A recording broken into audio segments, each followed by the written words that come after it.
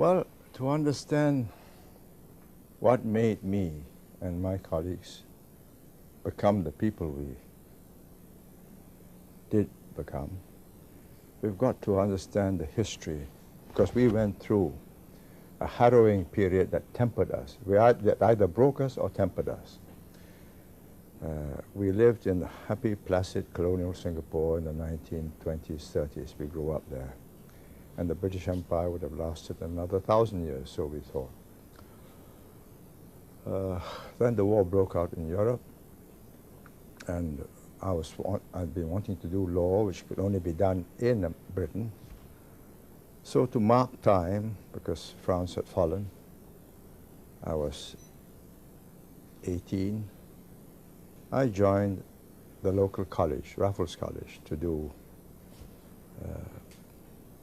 a humanities course, economics, English, literature, and mathematics. My generation did that. Then in our second year, in December 1942, although the signs were there, but the overconfidence was overwhelming. Never believed that the Japanese dared attack. And on the 8th of December, which was 7th, your dateline, about 4 a.m., they came over and dropped bombs. Utter shock.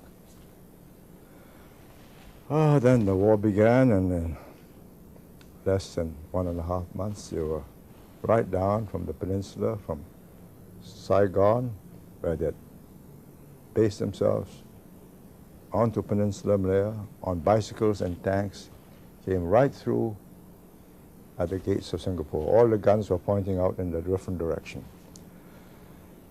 Then the bombardment started, and we saw within 1.5 months the total collapse of the British Raj. And the painting that the Japanese captured was symbolic. I mean, there was this tall, gangling Lieutenant General Sir Archibald Percival, top of his class in Staff and Command College in Camberley, with a white flag and a Union Jack. And there was this Tomoyuki Yamashita with his big sword, looking dominating. And the Dark Ages just closed in on us. 3.5 years of hell, butchery, brutality. Many didn't survive. I was fortunate, I did. But it changed us. I don't know why I was spared, just the luck of the draw. Because they picked up all the healthy young men on the basis that they're likely to cause trouble. So polish them off. And anywhere between 50 to 100,000 were taken to the beaches, lined up, and just shot. 3.5 years of privation, reflection, changed us. What right did they have to do this to us? Why did the British let us down so badly? Churchill decided it wasn't worth the sacrifice. He was concentrating on the Middle East. Well, 2 atomic bombs and we were saved, otherwise we would have been destroyed. I mean, towards the end, 1945, when they knew they were losing, and they were retreating all the way from the Arakan coast down, they built trenches into every hillock in Singapore, labyrinths, and they had every intention to be there until the flamethrowers incinerated them. But that big bomb and the Emperor's speech and they meekly surrendered. Some committed suicide. British came back. Happy times didn't return because they lacked shipping, they lacked medicine, they lacked food. But gradually it improved. My generation then resumed our studies. I went to England, studied in Cambridge to do law, spent 3 years there, took my degree, and 1 year in London. But I was then watching them with different eyes. Can they govern me better than I can govern myself? Because they scooted when the Japanese came in. And why shouldn't I be running the place, my colleagues and I? So that was the beginning, and we went back, built up mass support, how to build up mass support. Here we were, a group of armchair politicians talking revolution in British pubs, crawling from one pub to the other. When we came back, we decided, let's start up with the unions, because there was considerable dissatisfaction with low wages and bad conditions. So we spent several years working voluntarily as honorary advisors. I was a lawyer, it's for free, and we built up a whole host of unions that formed the basis upon which we could base a party, which we did by 4 years later. I started in 1950. By 1954, my colleagues and I, we were about a group of 6 or so. We formed a party, and the communists joined us. This common enemy, the British. They were not really communists, they're just left-wingers, but some were. And that was the beginning of a life and death struggle, first with the communists. The fight with the British was the easiest because they were not putting up a fight. They just wanted to make sure that power was handed over to a group that wouldn't ruin the place and ruin their interests. The fight was with the communists, who wanted a different system. Then to defeat the communists, because of the demography of Singapore, we were 70% Chinese, and all of them believed that China was communist China was a tremendous success. All the glorious pictures coming out of huge steel mills and ships and plants. It was an uphill fight. So we said, like, let's join up with the Peninsula, rejoin them. Then it'd be 40% Malays, 40% Chinese, 20% others. So the communists can't win. When we joined the Malaysians, other Malays, they were not keen on this kind of psephology. They wanted 50 or 60% Malays, and they win. So after less than 2 years, they said, leave or there'll be bloodshed. It was a fine judgment whether they were threatening us, not really wanting to have bloodshed, but just wanting to get rid of us, or maybe the old Tunku who was then in charge was really out of control, and the young Turks were determined to rough us up. Snap decision had to be made, so we decided, okay, let's have a go on our own. So we left. And we have this tiny little island, 214 square miles at low tide, center of the British Empire in Southeast Asia, military base, commercial base, administrative capital, from which they govern Malaya, Borneo, Cocos Islands, Christmas Islands in the Indian Ocean. But now we got a heart without the body. All we had was the heart. How do we live? Where's the circulation coming from? That was the beginning of the challenge. Let's, if we might, rather than going through the elements of leadership for the moment, why don't we come back to the formative years, formative experiences? Dean, you want to pursue that? Yeah, could you talk a little bit about the challenges associated with trying to exercise leadership, mobilize I guess, the competing factions to deal with the challenges of getting the British out of Singapore and Malaya, and that alliance you had with the communists, because potentially that could have been, well, it was threatening to you, and if had they won in any way, they could have just killed you. Oh, we would have been finished off. Yes. Well, it was the sweet innocence of youth. We believe that, you know, they can't all be communists. They look so ordinary people. They were just idealists. Maybe a few were die-hard Marxist Leninists. And why not win them over to our cause?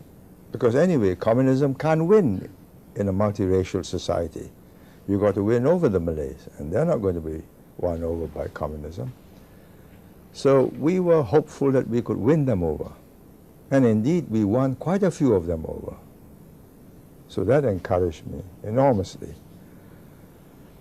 But in retrospect, we didn't have a chance. We did not know the depths to which that penetrated the Chinese schools, the clan associations, the Chinese chambers of commerce, the school management committees, alumni associations. Dennis Bloodworth, who was then the observer correspondent for Southeast Asia, covering Singapore and Vietnam, asked me, he says, "Can't you get rid of these fellows?" So I said, "They're like radioactive dust." How do you get rid of them? You got to vacuum the whole place out, and with it will go all the activists, and you've got all the inert gases left. So we had to take a chance. In the process, we were lucky in that their leaders lacked an understanding of the outside world. They understood the dynamics of conspiracy, you know, that we are on the same side, this cell takes orders from that cell and so on, and if you break the rules, bong. But they didn't understand that if you can't get sovereignty, if you've got only semi-self-government, semi-independence, the British were still in charge, and they could call the game off and bring the troops back. So that was my advantage. I was a lawyer. I understood completely what constitutional practices were. They didn't. So I arranged it such that when we made constitutional advance, I left unchallenged ultimate sovereignty in the hands of the British. I said, "You keep that. If I lose, you'll have to deal with this. If I win, then I'll take over." I think that was the first wisdom, that I did not feel confident that I could win. So I had that backstop. Were there moments of doubt when you were wondering whether at all you could succeed in the face of this this challenge?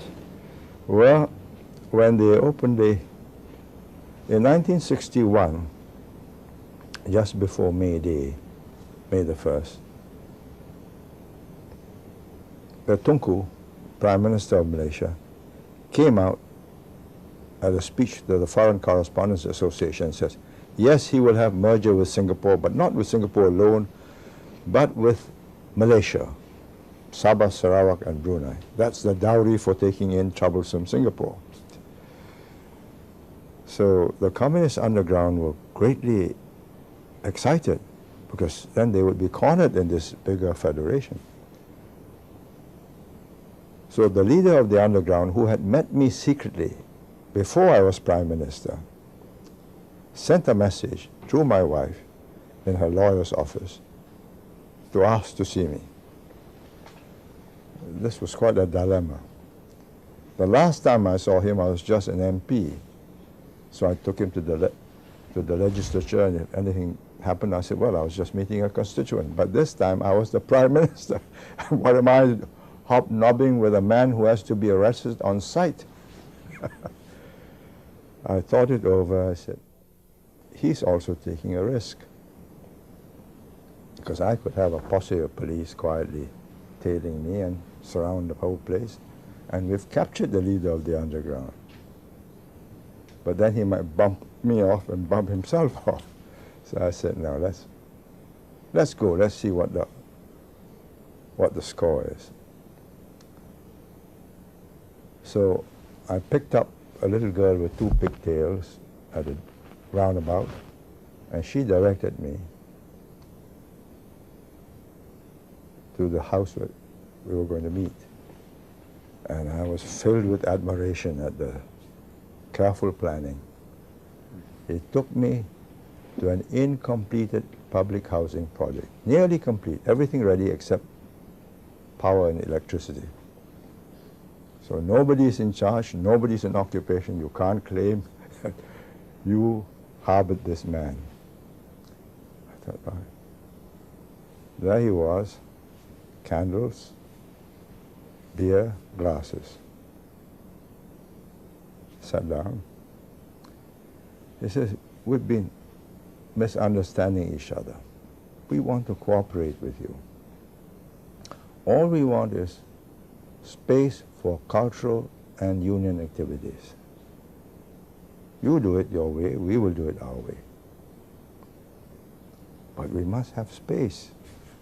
I thought to myself, space to get stronger, then you have a big tight rope and you put it around my neck. So I said to him, well, you have your views and your agenda. I have to do what I have to do. So you do what you have to do, and if we have to part company, let's part in a friendly way. But I can't guarantee your freedom of action in this way. A few days later, he saw the Open Front leader and says, destroy the PAP government. Then they broke off and the fight began. And I wasn't sure we were going to win it.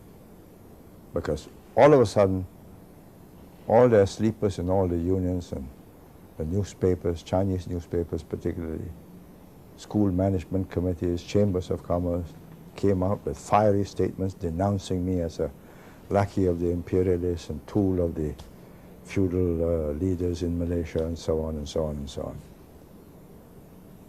And then the fight began for the vote, because I had a referendum. I proposed a referendum to join or not to join Malaysia. And we campaigned for a whole year. We won it. They lost. I gave them no choice, because they had agreed with me that the future of independence lay with merger with Malaysia, with Malaya. And that's all in the written document. So they can't back off. So I said, well, in that case, we will have merger either style 1 or style 2 or style 3. They said, no, you must have anti-merger. I said, no, you never wanted anti-merger. So they called for a blank vote to protest. They got 30% blank votes. I carried 70%. So we went into Malaysia. But in the process, this is where I mean, if Singapore had got independence straight away, we would not have succeeded. It was a fractious, strike-blown, riotous kind of people. Quite irresponsible. They're just angry with the world. But having gone through this awful clash with dark forces that would engulf us, huge, massive rallies which the communists could mount to intimidate people, they decided that this was a very serious business and that we were not unworthy of their trust, that we were prepared to fight. Then, having got to Malaysia, the Malays then mounted riots against us to browbeat us. And at that time, the police and the army were in the hands of the Malays. We stood up and said, no, you stop it. Let's have a commission of inquiry, and put the Tunku, the Prime Minister of Malaysia, on the defensive. I wonder if I could go back a bit and then we'll resume the story to understand more fully what made you personally a leader of your people.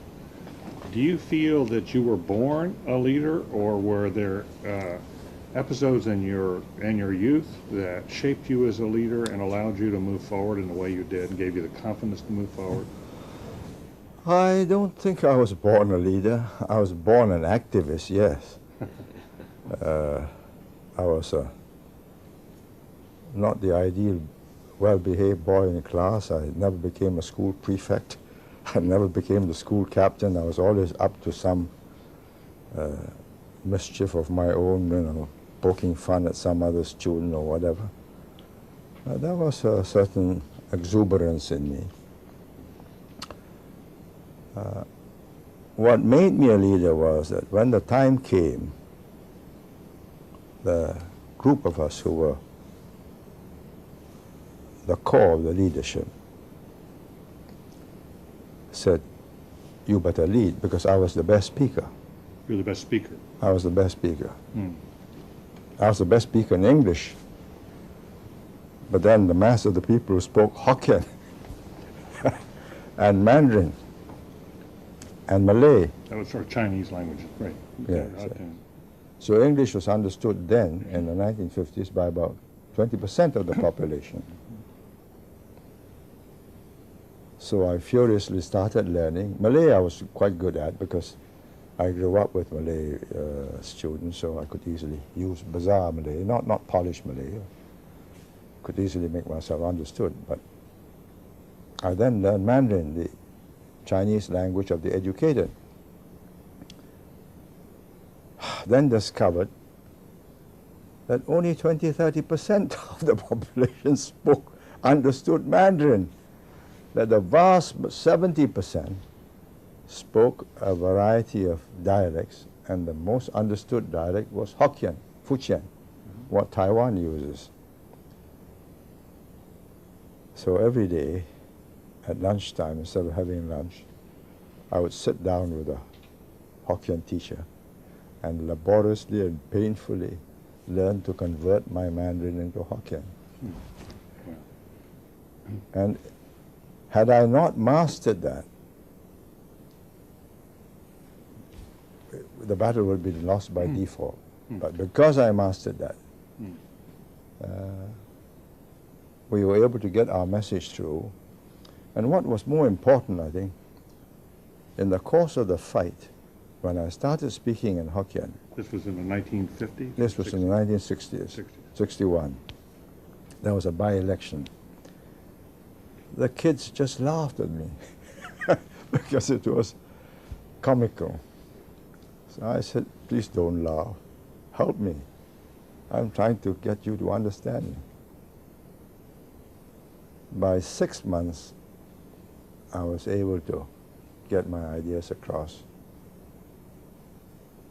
By a referendum in 2 years, I was airborne. And so came, it had two advantages. One, it showed to them how determined I was and how sincere I was, because here I am doing all these other things and learning this language to talk to them.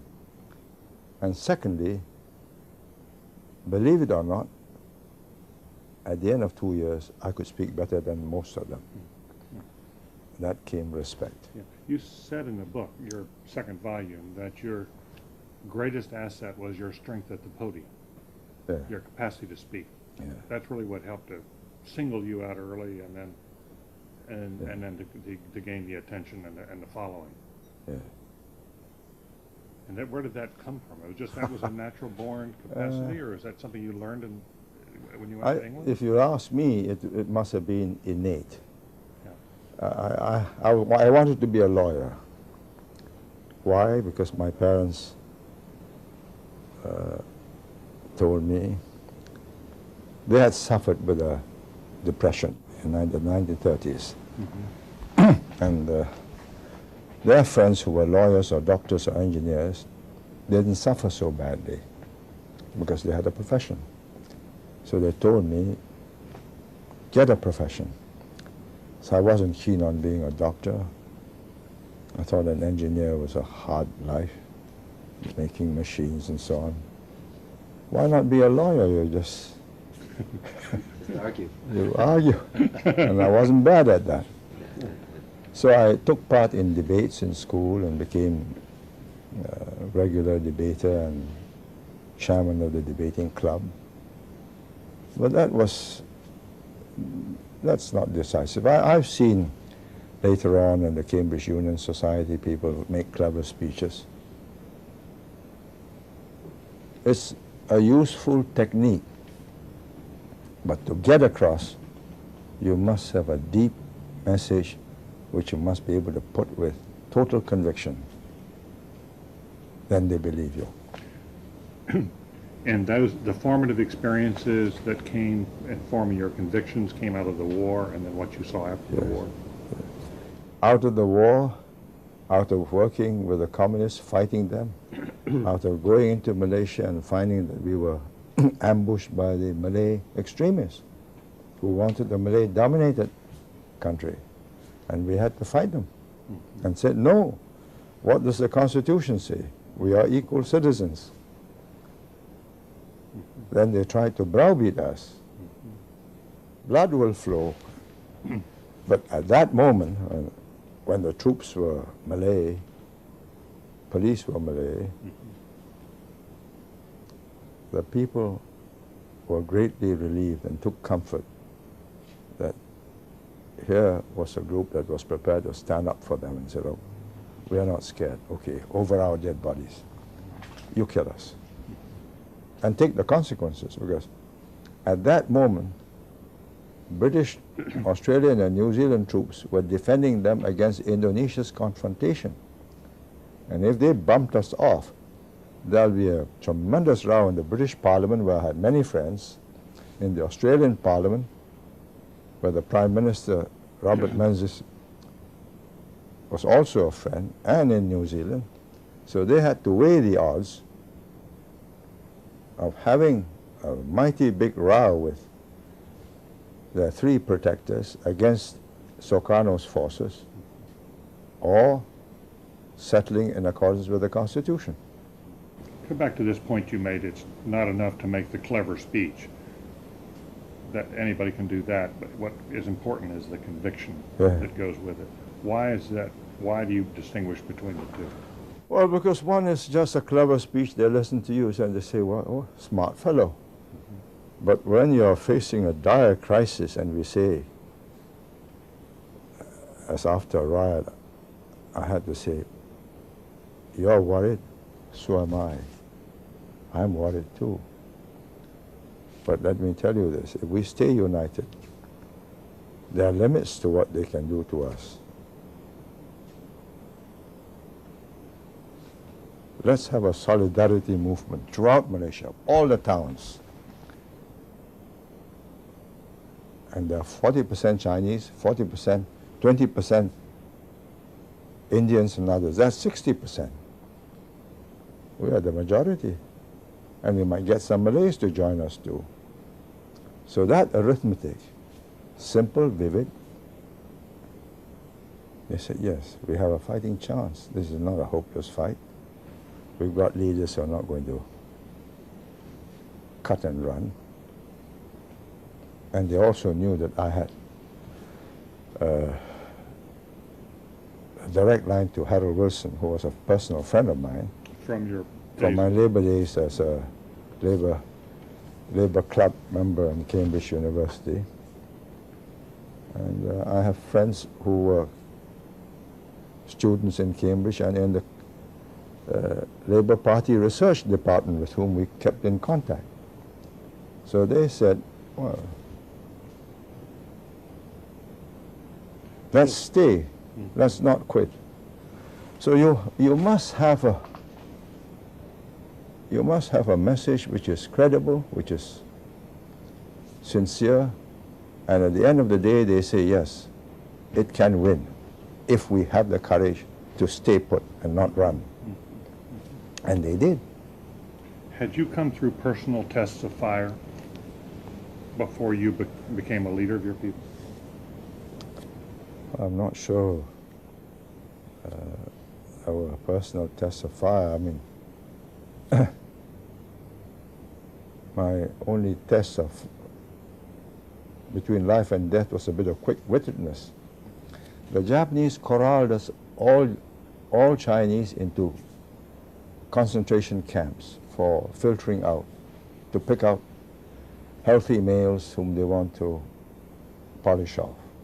They wanted to punish the Singapore Chinese for supporting the China Relief Fund, helping the nationalist government fight them. So I was kept with my family in a red light district. They just corralled us. I think they just drew a circle and said, there you are. And as I was walking out, if you are clear, they'll chop a Japanese character or Chinese character, meaning examine, jian. It's either on your body, then you don't wash it, try to keep it for as long as you can, or on your shirt, in which case you preserve the shirt. When it came to my turn, as I was passing through, carrying my little belongings, he said, go to that lorry. I thought, no, this is trouble. If you go to the lorry, you might be killed. Instinct told me that That's bad. yes, it was bad. I said, can I collect my other things? They said, yes, go ahead. I then whipped smartly back. My gardener, who was a rickshaw puller who pulled my brothers and sisters to school, had his labor lines there. He shared a dorm there. So I hid in his place for a couple of days. Then when they changed the screening inspectors, you know, people with hooded eyes and so on, they decide who gets through, who doesn't get through. I decided to try my luck and went out again. This time I got through. The ones that were sent to that lorry were sent to the beaches and machine gun. So, have I had a brush with death? Yes. I was wondering whether it gave you the kind of courage that you've shown through life. That you sort of have, you're known for having guts to sort of see through very tough situations. I'm not sure it's guts. It's just instinct. The other way, I thought, oh, this is sure death. Let's try. Looking my meekest, I said, my things to collect. I said, all right. People have become increasingly ambivalent in the West in the last 30 years, 40 years, ambivalent about authority. You could say that the United States was built upon this ambivalence in the way we constructed a government with separate institutions sharing power so that no one could do too much damage, and the fear of investing authority in anyone too far. But certainly since the era in this country of Vietnam and Watergate, the degree to which people are willing to invest someone with authority has been reduced. The credibility of people in authority is reduced. I would like to understand, I'd like to learn from your experience in developing your own bases of authority. It's already informative the way you've talked about learning the languages that people speak, connecting with people in the outside world.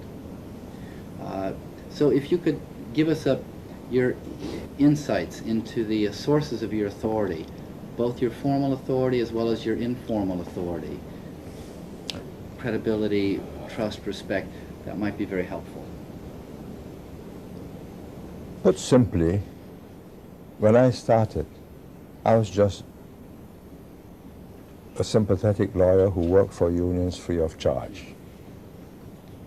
I won their cases, went to arbitration, charged them nothing. So I became a popular figure. I became advisor to about 30, 40 unions. So I was a good guy. But just as a technician, my test came when I had to buck the government. First the British, but that was easy. The British, I knew all the rules of the game, and I could out-debate them in Parliament. I could tweak their noses in court if they charged my clients for sedition. And they were getting tired of their empire. They were. They wanted a way out. They just wanted to make sure that whoever took over could run the place and wouldn't destroy their interests. What was critical in establishing trust and confidence was when I stood up to the communists and fought them. At a time when that was a very dangerous thing to do, because they had elimination squads, they got guerrillas in the jungle, they got killer squads in the towns. And we stood up and said no. And it was a test of both courage to stand up to them and political skills. They denied that they were communists. We're just left-wing socialists. So I did a series of 12 broadcasts to set the scene. And I made it in 3 languages. Can you give us a year on when this? This was 1961, when we broke. So I explained how we as English-educated students, unable to speak to the mass of the people, got together to build this party and then ran into this well-organized group, which had enormous following. Says, wonderful, let's go fishing in that pond. We might find some good fish. They had no intention of allowing us to poach their fish. But when they said, we are honest, sincere socialists, just like you, I then revealed, onion by onion, I peeled off In these in 12 broadcasts. Yeah. And I described how I met the Plen, the chief who said he was going to work with me and so on. And it was convincing, because when I met the Plen, he said, we'll work together. You win, you release our people from jail. I said, yes, I have to do that. So I said, how do I know you are the boss? He said, you have to take my word for it. I said, well, I believe this city councillor is one of your men, and he has penetrated David Marshall, who was a Sephardi Jew, very bright fellow, a lawyer, non-communist, and he formed the Workers' Party. I said, you get him to resign. Then I will believe you are the boss. 3 weeks later, when I was in London conferencing with the British, I opened the Straits Times, and the chap had resigned. I thought, God, here was a man whom I had, when I became Prime Minister, I went to the special branch and looked up the files, and there was his picture, wanted on sight. And deep in the underground, chased by the police, he could send a message to this fellow he did not know, and the man resigned. So when I disclosed all this, credibility was established. The fight was on. In 3 different languages, those broadcasts. When I finished each broadcast, the director of the station couldn't see me. He went into the room and found me lying on the floor trying to recover my breath. Each speech was in 3 Oh yes, English, Malay, Mandarin. And you try that. How long did you speak? About 20 minutes each. Oh. Whoa. But it was a fight for survival, life or death. But after that, and when we stood up to the Malay extremists, there can be no question that they knew we were not quitters, and trust was established. Without that trust, we could not have built Singapore. So your authority was based on that trust that you were able to develop with people through your In crisis. It wasn't, I think it's difficult to establish it in times of calm and just to say, well, you know, it's an argument, therefore I'm a better guy than you. But when the chips are down and you can get eliminated in a very unpleasant way, and you show that you're prepared for it and you'll fight for them, it makes a difference after that. Do you think the person who steps forward in that situation as you did does so by instinct? What is there that brings forward certain kinds of people in crises? I can't explain it. I got them into this trouble. Nobody asked me to go and chase the British out. It was something visceral. My friends and I decided to do it. Then we landed ourselves in a fight with the communists. Had we been rational, had we known that they'd been digging away, building up since 1923, the year I was born, the first Comintern agents were sent from Shanghai to Singapore in 1923. And here we were in the 1950s trying to beat them. And they are professionals at You organization. beat them through the gambit, too, of joining with Malaysia. Yes, yes. Malaya, That was that was the gambit. that was the gambit, yes. Because you couldn't beat them head-on No, you in couldn't. a referendum in Singapore. No, we did. Oh, over the joining. That's the right, unification. because they had committed themselves. Yes. I got them to commit themselves first. Now, other people have gained a great deal of credibility with their people in times of crisis, like in the Philippines with Marcos and many other places. The founders of their, or founding people in the decolonializing period. And then somehow, after 10 or 20 years, they lose their sources of authority. And they try to rely on their military as their major source of authority. Can you tell me, give me some sense of how your own sources of authority evolved, or how you continue to nurture along your own credibility so that you did not become subjected to a people's war or to a... Well, put simply this way, we knew we had a vicious opponent in the communists. Any peccadillo, any misdiscretion, any misdemeanor, and they will smear you in the coffee shops and destroy your character. The fact that I sleep in an air-conditioned room is a debit. So look at him. Look at us. We sleep with you on the hard union benches every night. We are with the people. But look at this softy. So we were very conscious not to give hostages to fortune. That if we became dishonest, we became ostentatious, we lived well at the people's expense, that was going to fritter away all this trust that we had gained. That was one half. The other half was to deliver. Yeah. So we delivered the homes, the schools, the jobs, the hospitals. Homes literally that they own today. We gave them the land for free and charged them just for the building of the apartment. Docked off the monthly salary, and today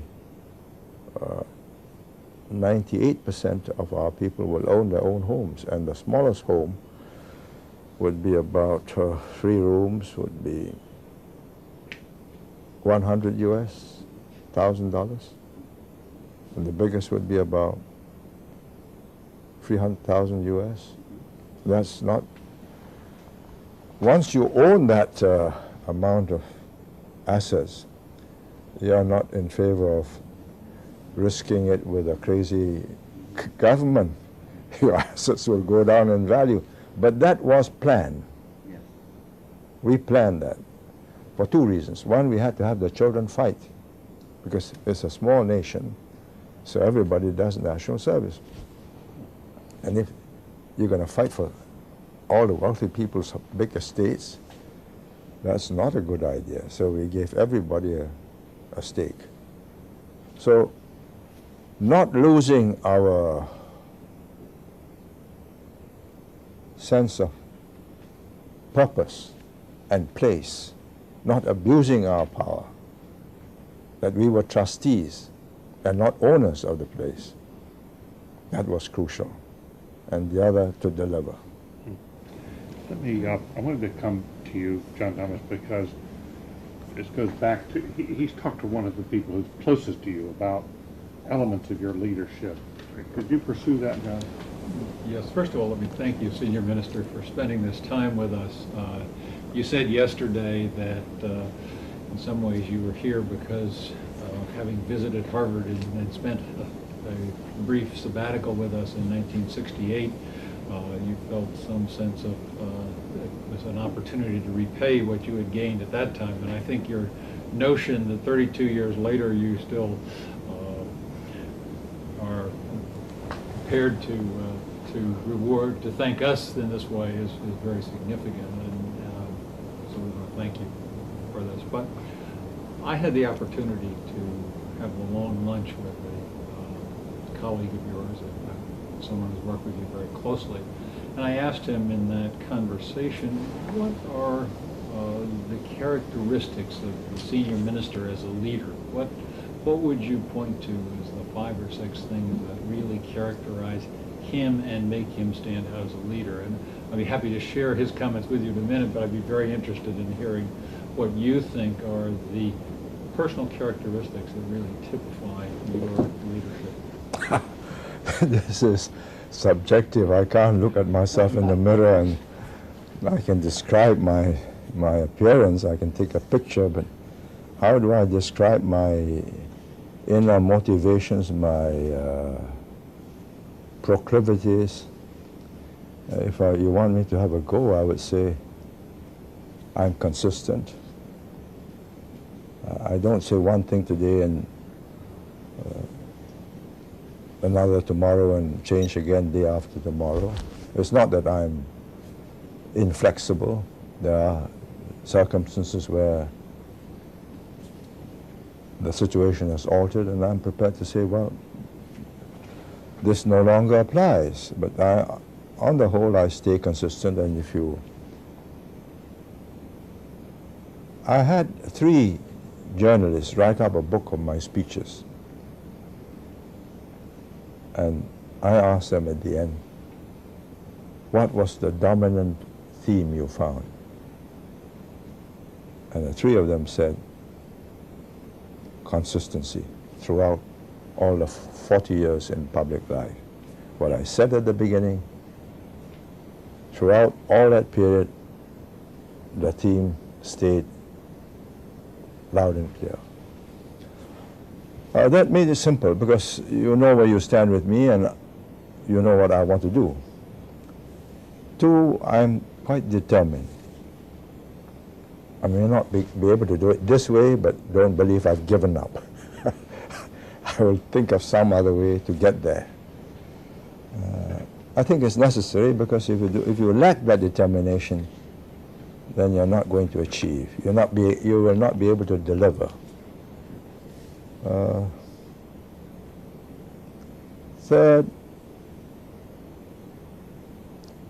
I am able to get ideas across to people in simple ways and persuade them to my point of view. If not the first time, then the second, the third, the 4th time. I don't give up. Eventually, I swing them around.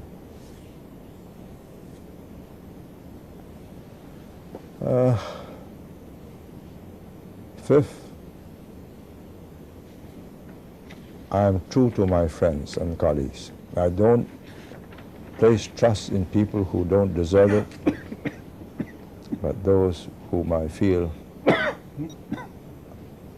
trustworthy, I give them total authority. I give them total mandate to do it their way. It's part of a Chinese saying,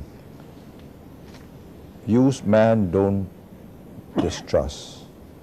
Distrust man, don't use. Say that again now. Use a man, don't distrust him. If you distrust him, don't use him. And I would say I've been fairly good at sensing who I should not trust. It's part of the EQ problem. I don't think any leader could last for long if his EQ is weak, because you've got to depend on other people to help you do the job. And if you are hoodwinked and you place trust in people who are not sharing your views, you're in trouble. What did this man tell you? All will be revealed. 6 points, and I emphasize that I wrote these down in my own words sometime after the conversation, but the first one was one you made. It said he has a very strong sense of determination. Once he starts something, he will see it through. He persists, he will not fail, and everyone knows that. That helps. It seems to have. Stubborn. Second was he develops a broad vision of where he wants to go, and he connects things. He sees the implications much more fully than most people. Third was he has an unusual grasp of the environment. He understands context and what is possible. He knows where opposition will appear, what people want, such as security or opportunity. He understands hopes, and he understands history. Fourth, he understands the relationships between politics and policies. He understands priorities, preparation, what can be done, when, and how to do it. He reads extensively, and he connects things that he has read at different times, sometimes widely separated in time, to get a deep understanding of a particular situation. And the last one, he gets the best people, whether they are friends or enemies. He always welcomes opposition and opposing views until he makes a decision. So those were his. You must be a great supporter of mine. I think that's fair to say. Senior Minister, could we come back to this question of emotional intelligence? It was so interesting that you raised that, because as Dr. Heifetz was just pointing out to me, you're known as a man of brilliance, as a man of extremely rational, careful thought. And yet you raised the question, you said, without emotional intelligence, you can't survive as a leader. Could you sort of balance those two qualities off, IQ and EQ? Well, IQ, you can get beautiful paper done, complex formulas worked out, simple, elegant solutions in the end. But when you've got to get a team to work and put that formula into practice, you're dealing with human beings. And if you're not good at EQ, you can't sense that A doesn't get on with B. When you put them in the same team, it's no good. I had a very brilliant deputy, Go Kingsway. He's a powerful mind, very sharp pen, good economist, good at anything he spends his time on. But he keeps on making mistakes picking the best people he wants. He'll enthuse about somebody, say, oh, wonderful, he put up a paper for me. Then he says, I want him as my secretary. 6 months later, he'll come back to see me and says, oh, chap's no good, he lacks judgment, change him. He's unable to sense and feel a person. I had another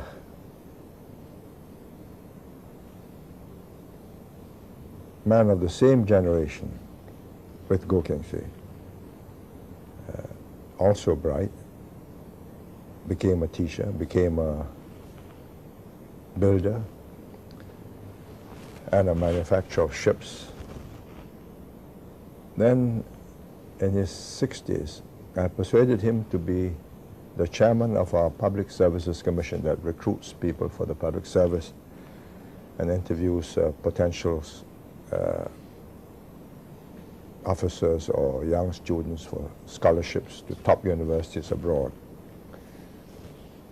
And nobody, but nobody, pulls any wool over his eyes. He sees through the person each time. And when he sends me a man and says, this is a good man, he turns out to be a good man. He's got this uncanny knack. I have another friend, also a colleague. He was a manufacturer of sago flour. He invented a machine that would thresh the sago out of the fiber. I got him to build houses, the first few houses, practical. I was very good at that. When he shook hands with a former special branch officer who hated us, he didn't know that, a Chinese, who when we took office, switched and worked for Malaya. And he shook hands with the man and he says, I recoiled when I felt his palm. Evil man, he said. And he was. How does he know? I don't know. I think his body language, his eyes, his sense of feel of the other person. So I learned, whenever I had to do interviews to choose people, I would get people like Lim Kim San, Tan Teck Chui, the people who are very good at seeing through a candidate. And in 1 hour, we'll have the papers before us, records, achievements, various tests, degrees, etc. But in that 1 hour exchange, it's yes or no, and they were very good. I would rate myself as score 1 to 10, I'd give myself 7, maybe 8. But this chap who was chairman of our PSC, I'd give him 10. That's on EQ. Yes, on EQ. And if you had to rate yourself on IQ, 1 to 10? That's easier. You can put me through SAT, and I've never been through one, but I would say maybe 120. What was that? 120 maybe. 120. In an IQ score. An IQ score. IQ Yeah. score.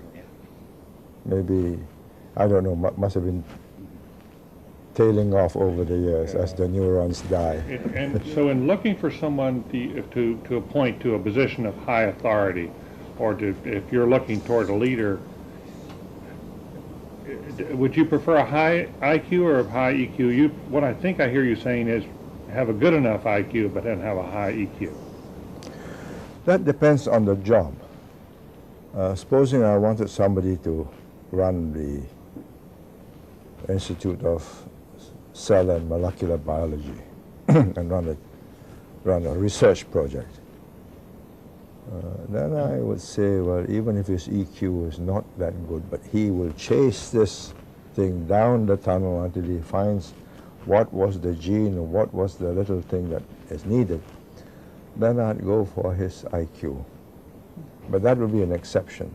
But if I'm going to get a man to do a job that handles other people, a department or a team, he should have enough IQ to be able to master the details, so he understands the total project, but good EQ so he knows who to appoint to what particular sector and who will work with whom.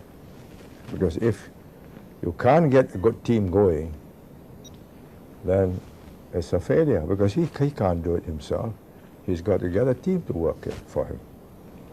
Senior Minister, Singapore, more than in most countries, you relied on a group of highly talented and trusted lieutenants, more than organizations.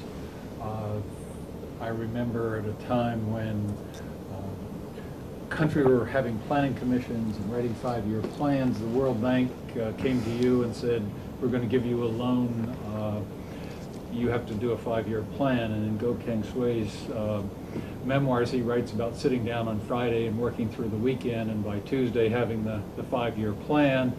You got the loan from the World Bank and you proceeded as you had planned, but far more than most countries, you in Singapore depended on a group of highly talented individuals. Would you say why you did that, why you didn't follow the path that other countries were following, focusing more on what are the correct institutions for these countries? Well, first, we did not inherit strong institutions. The British had the fundamentals, but not much more.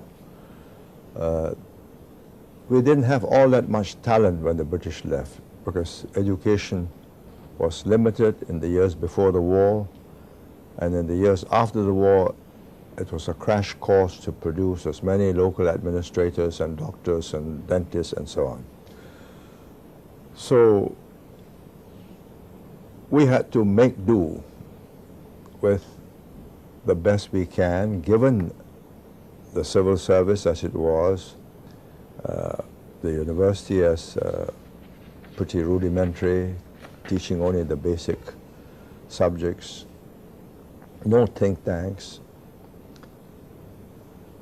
And the natural solution would be, out of this lot who have got outstanding minds, creative, can think the unusual, and help us solve this problem. By about 3 years, there are not very many of them. By about 3 years, you've gone through about 20 or 30 of them, and you've decided that these 6 are your key players. And they built the institutions. For instance, Hon Sui Sen, he was a very talented administrator, a friend of mine, older than me by about 6 or 7 years. He was very good at picking winners. The present Prime Minister he picked. He introduced him, because the present Prime Minister, Goh Chok Tong, had worked for him. He was a young officer who had gone to Williams College, came back, and he said, here's the shipping line, it's in the red, you turn it around. And he turned it around. It became profitable. And he could meet with shipping magnates in Hong Kong and never got tainted. I mean, in shipping, you pass each other golf clubs with, instead of golf balls, you have a nugget of diamonds or pearls or whatever. I mean, that's commonplace. So he picked another man who was a banker, whom he met as Minister of Finance, is now Deputy Prime Minister and Minister for Defense. So he had this uncanny ability to say, this is a good man. And he built institutions. He built the Economic Development Board that had offices around the world to sell Singapore and bring investments in. He developed Jurong Industrial Park and hived that off into a whole company. He developed the Development Bank of Singapore, because our banks were not accustomed to lending money on manufacturing projects that may not yield returns for 4, 5, 6 years. So he formed this bank, got the other banks to contribute, but we took the lion's share. So he created those institutions, and so did the others. I mean, Lim Kim San started the Housing and Development Board, and from there a whole series of other subsidiary boards making sand, making concrete, making doors, standard doors and so on. But institutions as such came later when we had more talent to spare. Then you say, right, we'll have the Institute of Public Policy, and you put 6 or 7 bright people under one practical man or woman and say, look, study this, or Institute of Defense Policy. And by then we had a retired diplomat who was head of intelligence. He's now our president, and he started that. But it's a second stage process after you've developed enough talent and people had experience, talented people with experience in specific fields, then you institutionalize them. Again, I'd like to follow up on, I'd like to go to the question of corruption. You've made some references to it in terms of everybody needing to be clean, of golf balls in Hong Kong, etc. Singapore in the 50s was a place of deals and corruption and sort of a freewheeling port city in which everything happened. However, you came in and you wiped this out. You have made Singapore probably the least corrupt nation in the world. You also got rid of organized crime in Singapore. I'm told, I'd like to ask you about this also, I'm told there is a famous film clip from Singapore Broadcasting Corporation, the early days when you went to the studio and you had a couple of members of the triads rounded up and brought into the studio, and you confronted them directly and told them that either they were going to leave Singapore or you were going to leave Singapore. But I'd like you to talk about the various ways in which you altered this very fundamental fact of Singapore life and made it such an exemplary. You can't alter it in one dramatic set of moves. This is an ongoing push, drive, never stops. But when we came in, corruption had already begun to creep. I mean, the government ahead of us was formed first by David Marshall, who was an honest man, a very able lawyer, and he didn't need to be corrupt. Then, when he resigned, a less able man called Lim Yew Hock took over. And under him was a very fractious government that was only held together because there was loot. So for about 3.5 years, it was beginning to get crummy and affecting the whole administration. This was one of our problems. We didn't feel strong enough to fight the communists to take over. But if we didn't fight to take over and we blocked the communists and we left this government for another 5 years, then we'll inherit a civil service that's corrupted. And then you've got weakened instruments, blunted instruments. So that forced us to take over. And when we took over, we decided that this was the critical factor.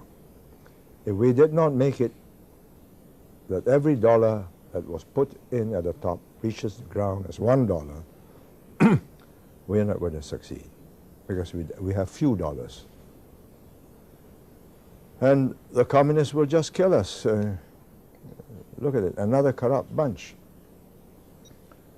So we came in and we made a symbolic act. We dressed in white shirts, white trousers, and said, we will be what we represent. We were also, of course, sickened by the hypocrisy and the venality of so many nationalist leaders that took power and within a short number of years just were living it up and running their countries down. So we had to be different. We knew the communists would kill us if we were not careful. And we had the incentive to want to see that every dollar reaches the ground. So we changed the rules, made it transparent, no discretion, everything was open. So if you do something unusual, your subordinate or your peers will notice. Then I also put the Anti-Corruption Corrupt Practices Investigation Bureau under my personal portfolio so that everybody knew that I am personally going to lead this drive. So I gave the director the authority to investigate everybody and everything, all ministers, including myself.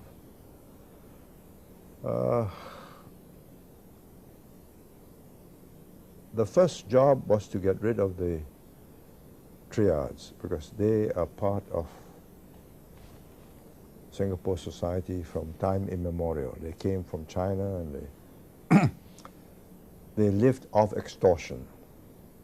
And just as in Taiwan, when you go into elections, they can intimidate or they can buy votes for you. In Taiwan, they call it black gold. And I was determined that because we were in the opposition and Lim Yew Hock used the triads, we told them during the election campaign, this is your last chance.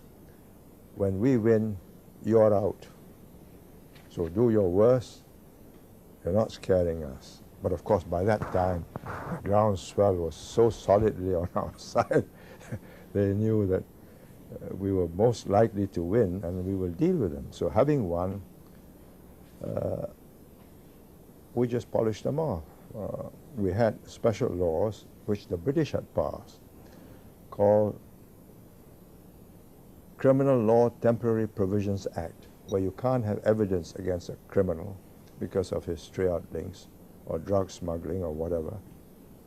You can lock him up for 2 years. And it goes to a special advisory committee where evidence is placed, not necessarily enough for a conviction in court. So within 2 years, we cleaned up the lot. And many moved off to Malaya and other places, and they never came back. Had we got them back, because the police and the army was attacking the populace, so we used them to fight them, I think then they would have grown, which was what happened in other parts of the world. But after that, it's just one hard slog to make sure. The venality is a failing which sometimes is difficult to explain. I mean, the most difficult of all to explain was when my own colleague, who built up all these beautiful houses, he is an architect, very able organizer, called Teh Chiang Wan. I've covered him in one of my chapters. He could have made a fortune outside just as an architect. But for some reason, he yielded to the temptation of taking $500,000 for adding an extra piece of land on a land sale so that the developer has a neat little completed plot. Then he did that for another one. And years later it popped up. And the investigations had to start. He wanted to see me to solve the problem. I said, if I see you, then I'll be a witness in court. So best not see me. Better see your lawyer. He committed suicide and left. He left a note and said, as an Oriental gentleman who believes in honor, I have to pay the supreme price. Died. And the family left because we had created by then, this was 85, 86, we had created in Singapore a climate of opinion which considers bribery, especially bribery graft in high places, as totally devastating to the society and the economy. But it's a heavy price, but it reminds every minister that there are no exceptions.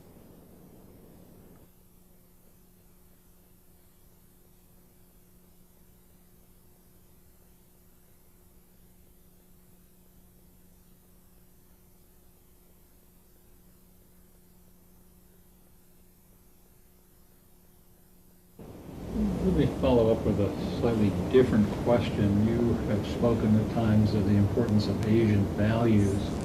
I wanted to ask you if you think that the Asian environment shapes the exercise of leadership in Asia. And for instance, it's often said that family values, which suggest that you can oppose the head of the household within the family, but not outside, is also a paradigm for public leadership.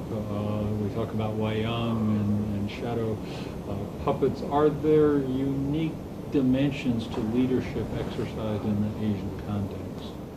Well, there are certain forms which you don't break without upsetting people.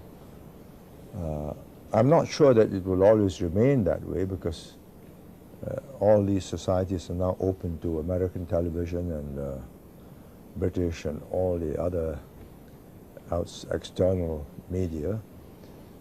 But by and large, there is a certain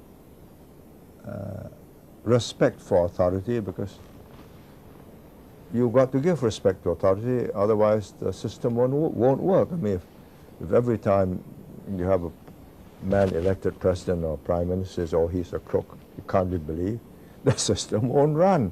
You've got to say, well, he's the prime minister. He may not have been the ideal.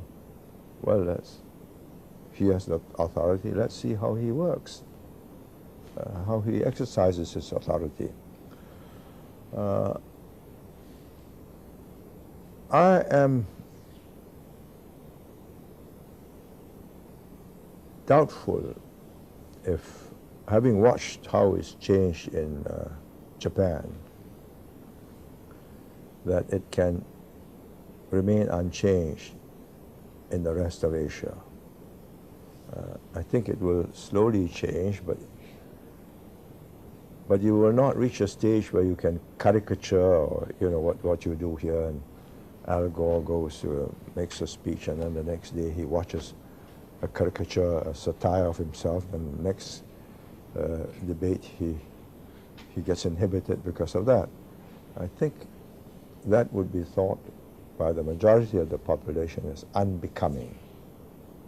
Okay, so you know that he has got his quirks, but let's wait till he's no longer in office, then we can poke fun. But when he's in office, it does not become us to diminish him. I think it's changing because of the impact of interconnectivity, cable vision, satellites, soon broadband on TV. But by and large, if you see, I watch on cable Taiwan and Beijing television. Taiwan has gone riotous, a la America. So fun is poked at the president, caricatures and so on. I think it's sort of force-fed. I want to show the Americans that we are a real democracy and we are acting like them. I'm not sure that this is doing a service to democracy in the long run in Taiwan, because it's going against the grain of the society and undermining authority. Then you look at the mainland. there's a certain formality, I mean, a certain stiffness in which the leader presents his views to the populace. Of course, you get an exception like Premier Churumchi, where he will sit back and you can bounce any questions of him with a smile. He'll give you a full, complete, and sometimes a stinging reply, all done in good humor. But they are far and few between. But I think we are in a state of flux. Slowest to change will be the mainland. Fastest to change will be Taiwan, out to show that they are Americanized. Japanese also next slowest to change.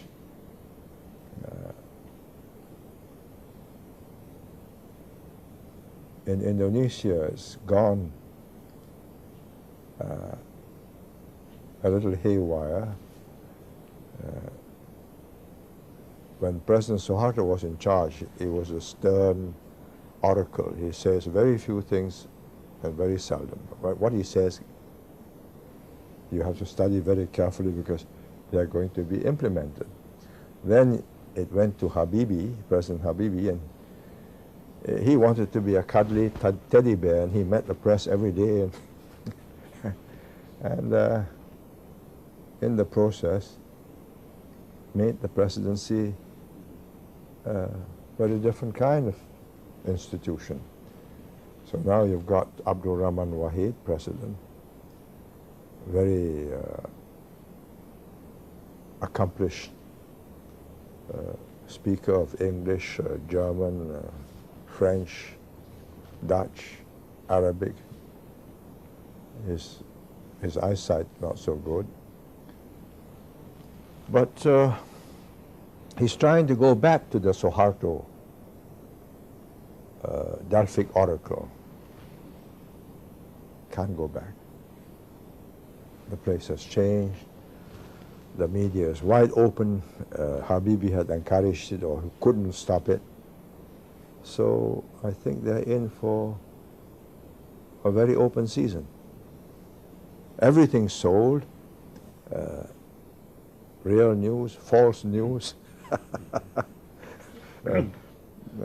don't know whether it's true or untrue, but there's a picture of a woman sitting on the president's lap with the president's arm around her. And in Suharto's time, I think that whole publishing house would have been captured and burned. But now you have this attractive, titillating picture being reproduced by all the others, and the woman was encouraged and produced more pictures. So it keeps the story going. So I think these are countries where the style of leadership is undergoing a transition. We have students from around the world in our leadership classes and other classes. Do you think that we ought to try to make distinctions between leadership as it's exercised in one part of the world or the other, another? Leadership has to be exercised in the context of the society it is in. Yes. Without that context, it doesn't make sense. I mean, if you take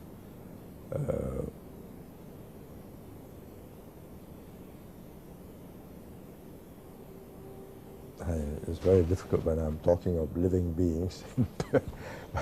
If you take, let's take past leaders. Margaret Thatcher could only operate in the way she did, and operated effectively during the years of her prime, from 1979 to 1990, because of the context. I mean, the society had been in a malaise successive Tory Labour governments couldn't get the country going, and she was determined to change it. And she was a grocer's daughter, and the Tory blue bloods determined not to allow the people to forget that. But she said, well, so what? Change it. I think had it been in Australia, she would not have faced that kind of social snobbishness, which made her job more difficult. So leadership has to be exercised in the context of your society, of a particular society, the values, the habits, the patterns of behavior of that society. I'm not sure that if you get Mr. Mori to go to Taiwan and lead the Taiwanese people, I think he wouldn't fly, because immediately he'd be put on camera and says, 5 questioners, and that's not the way the leadership is resolved. There you meet quietly, and Mr. Obuchi passes his view on his as he was ill on his deathbed, and says, please settle this, and so Mr. Mori emerged. So, but he can only govern in that society. Would you say that for yourself as well? Certainly in Singapore, some Singaporeans would say, oh, if only Prime Minister Lee were heading China or India or even the United States for that matter, it'd be significantly different country. I mean, CEOs change companies all the time, so essentially what you're saying, the contexts are too radically different.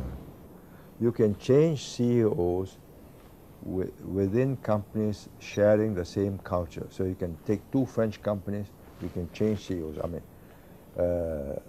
Thierry Desmarais of Total took Elf Fina, so it became Total Fina. Then he took Elf Aquitaine, so it's Total Elf, Total Fina Elf. But they are all of a similar culture. When Jürgen Schrempf took over, Daimler took over Chrysler, that's a cross-border merger. Mr. Eaton resigned after a short while, and there's still an incomplete job of fusing the 2 cultures. So it's not comparable. I mean, and countries are very different. From each country is more different from the other than one company from another. Are there some values that are go across cultures that will be respected? Your consistency, for example, or your authenticity, because you spoke from conviction. There must be some of these that are fairly universal, but may change on the margins within different contexts. Well, but I will not be able to be as effective. And because they will not identify with me. I mean, let's put it this way. I was in Malaysia for 2 years, 63, 64, 65. And at the time I left,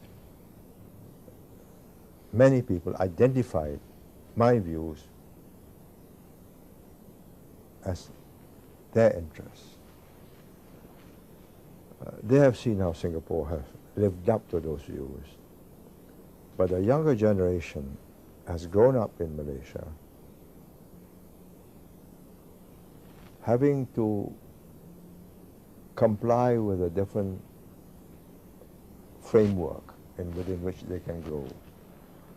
Now, if I were to go back and make the same speeches or an updated speech of what I made, say, in 1965, they'd be terrified. Say, God, we'll have another riot.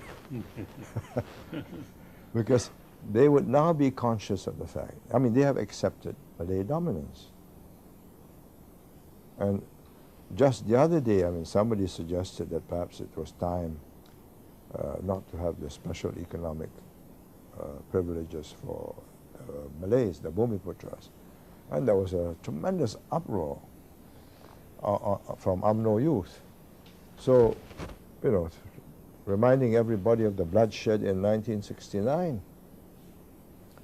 So the context has changed. So whilst these values may still be admired, the consequences of implementing those values in the new situation would be quite disturbing for them. What about with Singapore today, where the context is changing? And I think in 1990, was it, where you let go of the reins and moved from the foreground to the background as senior minister? Was that had something to do with the shifting context, that you felt like you could no longer be as effective personally as you wanted to be, or there was a need to manage the transition to ensure that there was a new, capable and committed group of leaders running the country? Because it's unusual in many countries, people, your contemporaries, would either be thrown out or die in office in their old age. But I had a responsibility to make sure that the system would work after me. And as you know, there were serious doubts as to whether the system would survive me. My simple calculation was thus: let me carry on for another 5 years. I won the election. What does that prove? That I'm vigorous, that I'm still agile, I still can get things done? So what? And the country has got to cross this watershed of a long-serving leader who had customized the way in which he runs the government. You know, it's like one of these motor car seats and steering wheel where everything has been configured to your shape of your hands, your fingers, and when you press the button and reset your way.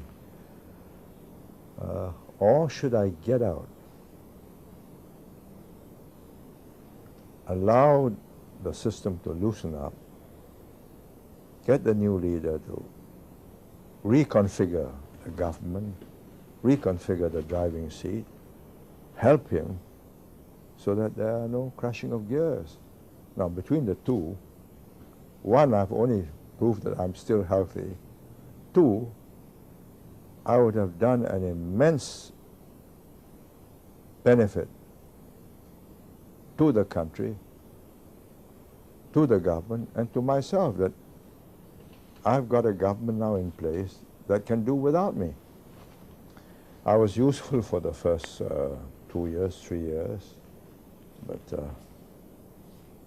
they soon got the hang of it, and they did things slightly differently at the beginning, now more and more differently, because they're dealing with the younger generation and a changing environment, changing technology. It has to be different, and I think,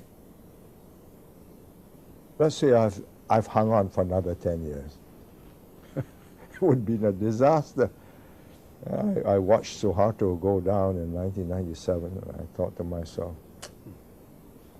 you know, if only he had stood down a few years earlier, he would have been a great figure in Indonesian history.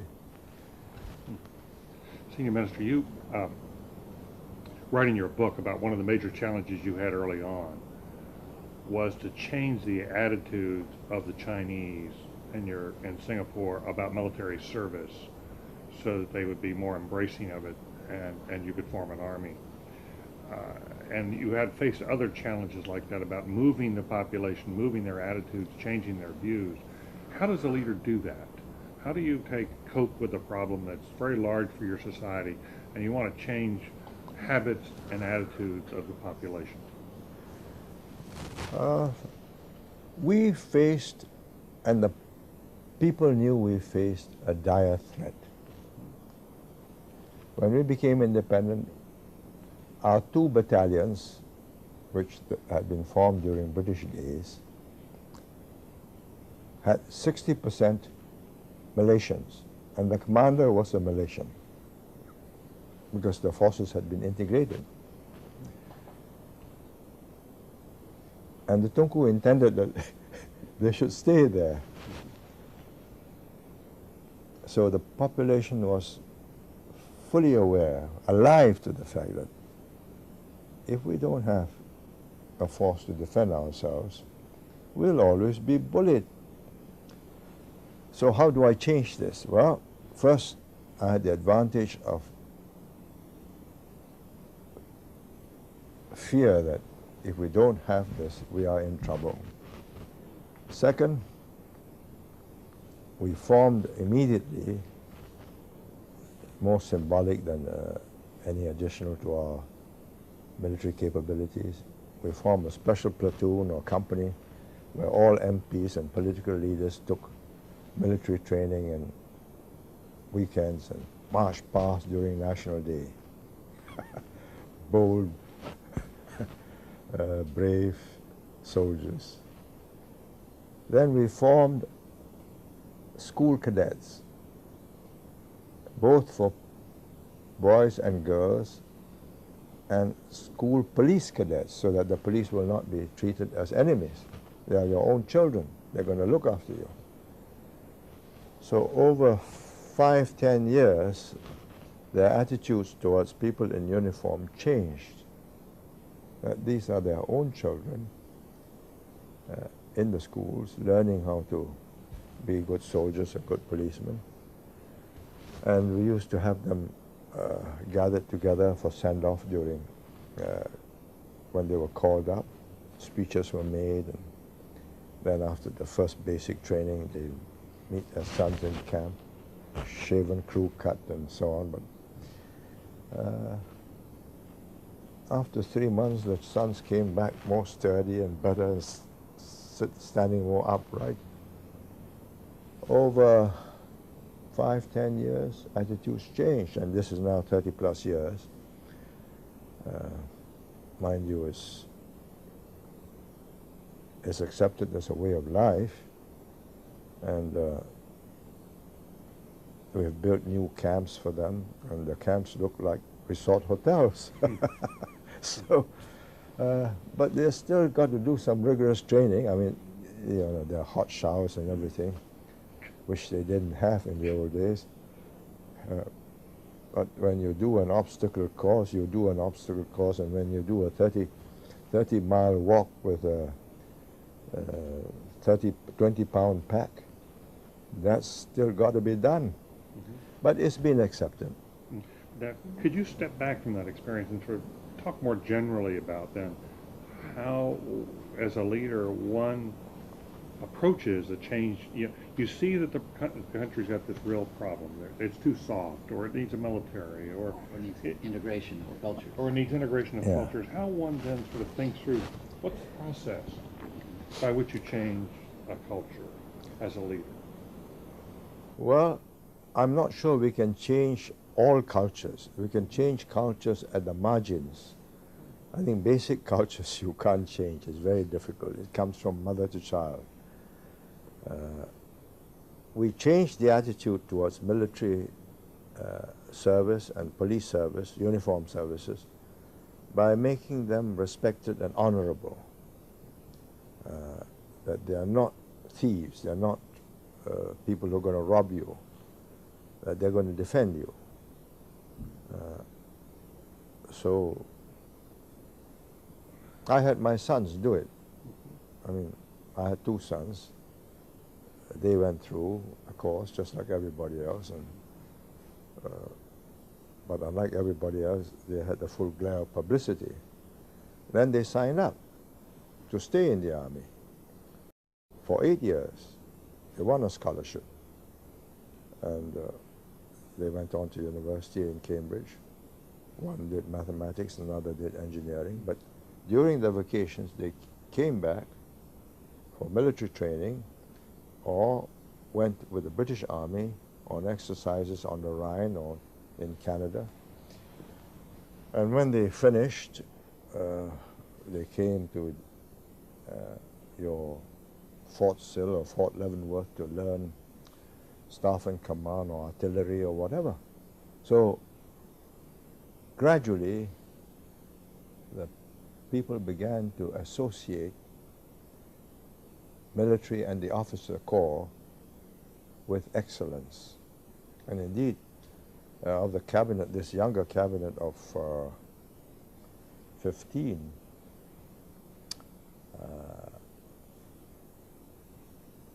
there are 5 who are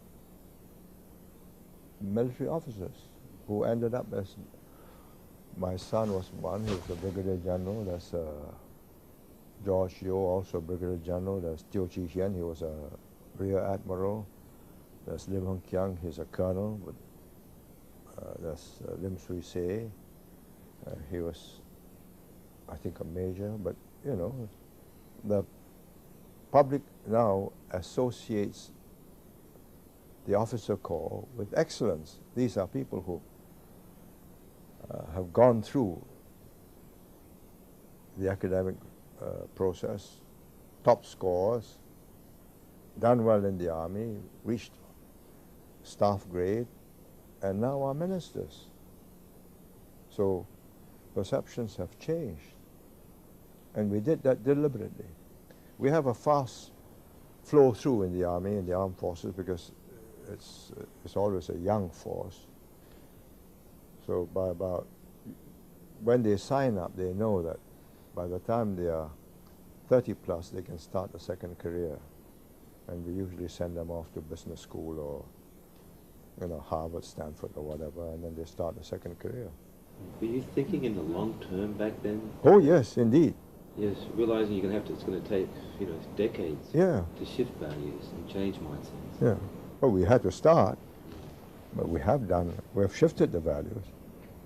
But we have some problems now because parents are wealthy, so they say, why should my son serve a bond for 8 years? Let's make it 4 years, or I'll pay for my son. So it's a changing situation, but they no longer think that soldiering is a demeaning or low-level job. Now, many people in top positions of political power imagine that they can make a major change in social attitudes, either through the use of their formal authority or through the expert fashioning of some brilliant policy piece of engineering. In either case, that the work can get done quickly and authoritatively and expertly. For example, President Clinton tried in his first year of office to change 1/7 of the nation's economy in healthcare, which affects every single person's own deep anxieties about the care of their parents and their children and themselves, and deep in economic investments very quickly through policy instruments, rather than seeing the need to. So on the one hand, you've been, from the West, some people worry about your authoritative capacity, and yet you keep describing the pacing at which you're, the slowness, the use of these various vehicles to work the public, working issues at a rate that people can take. Yes. So can you speak about the uses of, because there must at some time, given how much authority people were willing to give you, there must have been a deep impulse to wish that you could simply fix this problem quickly. No, some problems can't be. The more deep-seated emotionally a problem is, the slower it is to resolve. You take language and religion, they're deeply held beliefs. We had to change people that spoke four major languages and many different dialects into one working language, or we'll never succeed. Now, had I passed a law and said, you will all learn English or you will all learn Chinese, we would have had mayhem, riots. So what I did was, okay, you can go to all these present schools, and there are Chinese schools, English schools, Malay schools, Tamil schools, but you will learn, if you are in a Chinese school, you'll learn English, English school, you'll learn Chinese, if you're Chinese, or Tamil, if you're Indian, or Malay, if you're so on. So you will all learn 2 languages. Then, by a process of who gets the best jobs, the parents soon decide that they will send their children to the schools teaching English as a first language and Chinese or Malay or Tamil, the mother tongue, as a second language. There was no forced use. Had I did that by diktat, there would have been a serious uprising, rejection of me as a ingrate and forgotten where I came from, and I lost my Chinese roots. But they watched and saw who got the best jobs, and they switched. And I finally, it took a long time, from 1965 to 1981. And in 1981, I was able to get everybody into the English schools, English meaning English first language, mother tongue second language, and I was able to change the university teaching in Chinese into teaching in English. But you must have set up incentives for the people to make sure that the people who got the best jobs had to speak. No. There were no incentives. The jobs were there. The jobs were already there. The jobs were from the multinationals, from the banks, our banks and multinational banks, whether they are Japanese multinationals or German or European or Germans or French or British or Americans, they all used English. You picked English because that would play to the market. And Yes, that's of where course. the opportunities were. That's so right. that it dovetailed with Yeah. reality. That's right. So there's also a way in which, in retrospect, it looks as if you were a brilliant master strategist, being able to see over 16 years, in the case of the language, what steps needed to come before the next. But I wonder how much of it is really an improvisation, in which you run an experiment and then you smell and sense what's next depending on the outcome of that experiment. I did not want to have 16 years, because in those 16 years, I lost 20,000 Chinese graduates who had poor jobs. I wanted to make it shorter. I couldn't. I would have run into flack. So to what degree do you think that your leadership has had a strong improvisational Oh, component? very much so. You have to watch how far you can go without snapping loyalties. I mean, one of our strategies was to make Singapore into a first world oasis in a third world region. The physical infrastructure is easy. I mean, you get best contractors, best designs, you got best airports, best container port, telecoms, whatever. Good buildings. But you got to change the behavior of people. They have been living in shanty towns, soap boxes and a zinc roof and a hole in the ground for their water closet. Now, when they move to these high-rises, they still, either for mischief or some unexplained reason to be a nuisance to their neighbors, they would urinate in the lifts just to be a nuisance when they've got proper toilets at home.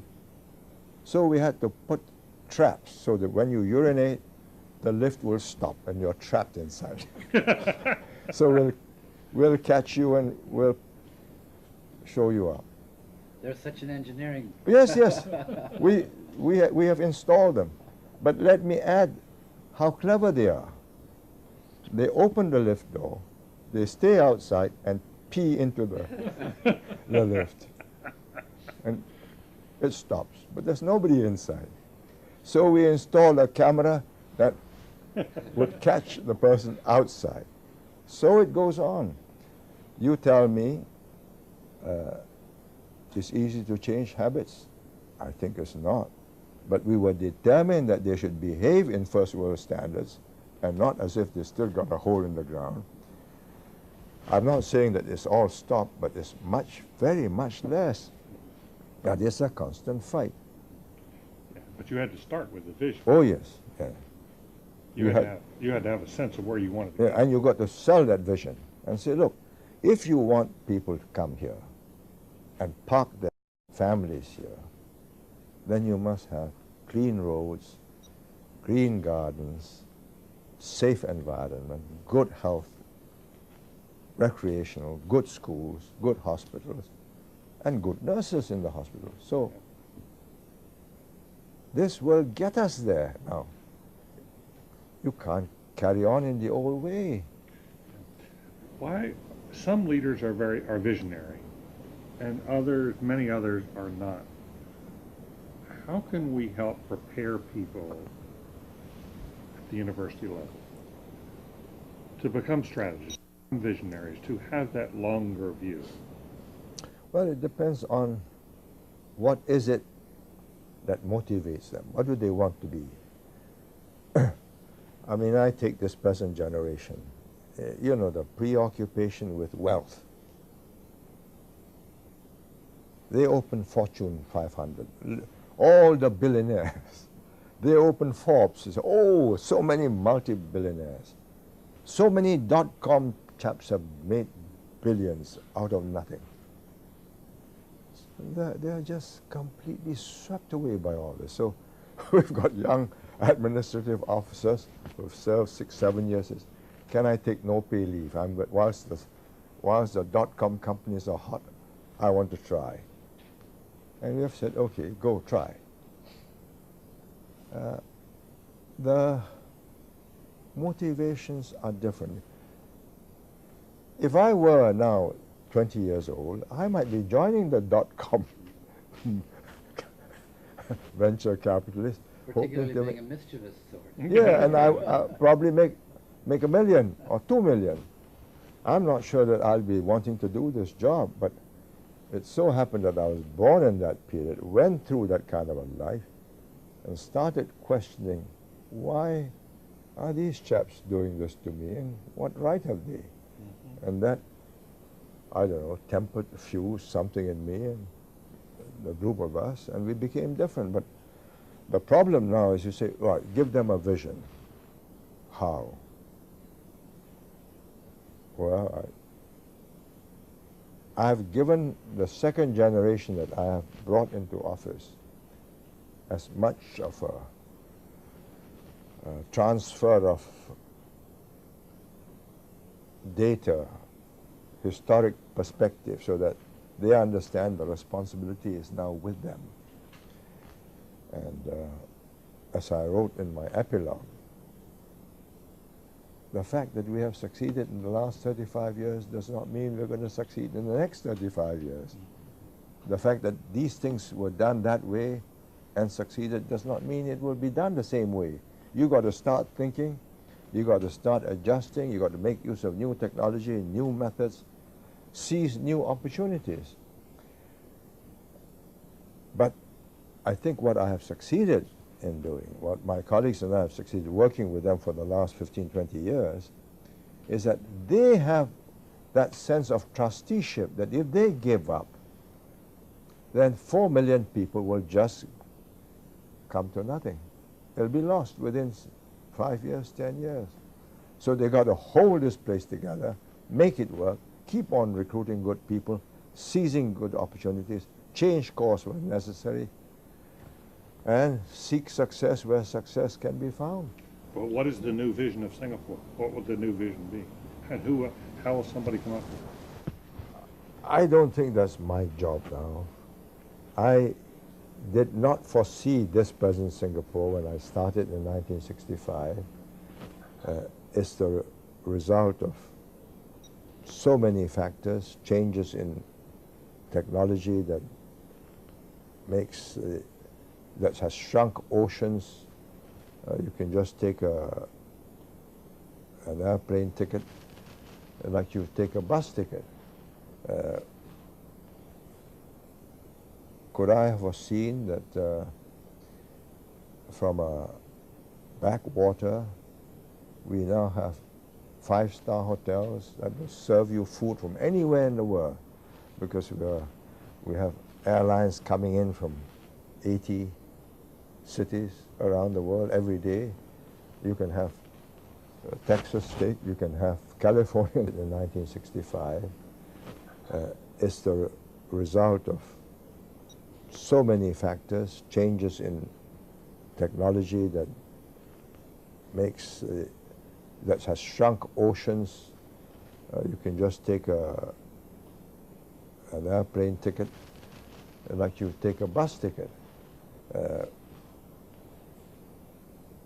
Could I have foreseen that from a backwater we now have 5-star hotels that will serve you food from anywhere in the world, because we have airlines coming in from 80 cities around the world every day. You can have Texas steak, you can have Californian steak. Here at the Kennedy School, indeed, we're focusing on training and developing people to exercise leadership. Do you think that can be taught as you reflect on your experiences and the lessons you've learned along the way? I once watched Isaac Singer, the Nobel Prize winner for writing in Yiddish literature. I was in New York, time on my hands, and he was being interviewed. And he said, "You teach writing at Columbia or some university?" He says, "Yes, I do."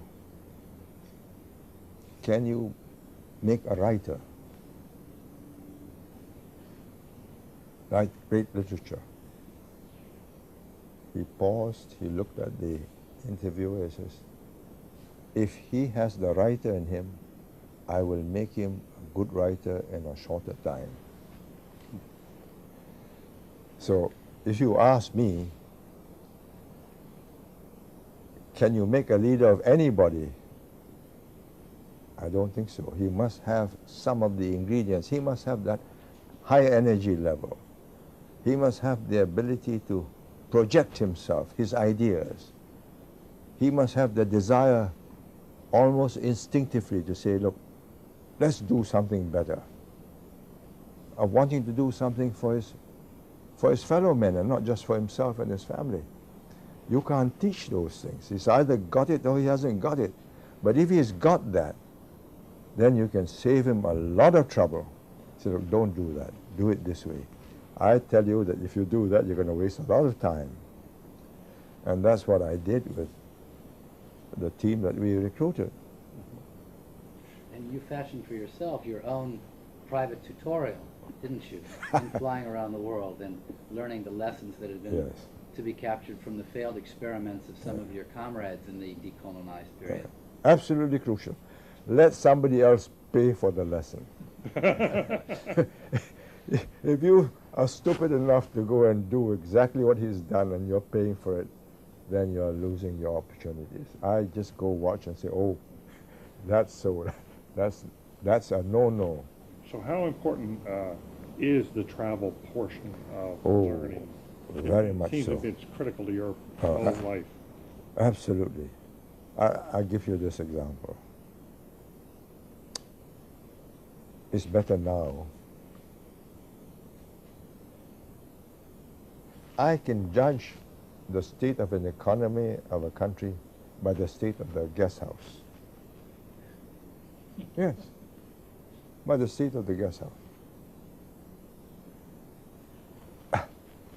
I went to Egypt, Cairo, first time in 1962, and I stayed in one of Farouk's palaces. Beautiful brocades, rich linen with F on top, deep carpets, super bathtubs. Wonderful place. I went back. Then they got caught in the 7-Day War. By the last visit in the 1970s, when Sadat was there,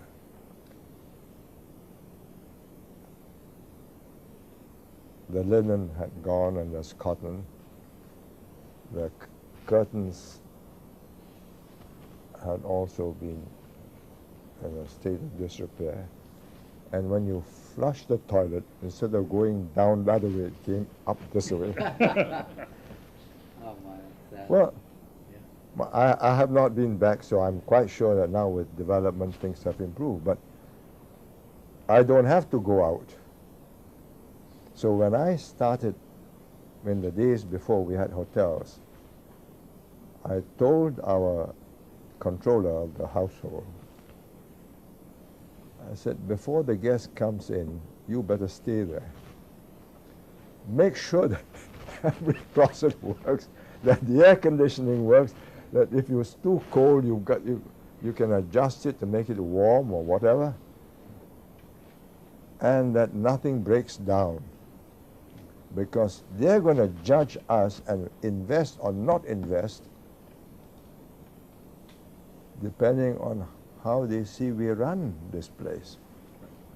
Could I, Go ahead, please. crisis has been very much part of Singapore's history, and you clearly were able to use crisis to move the country forward. I wonder if you would just reflect on crisis as both a challenge and an opportunity for leadership.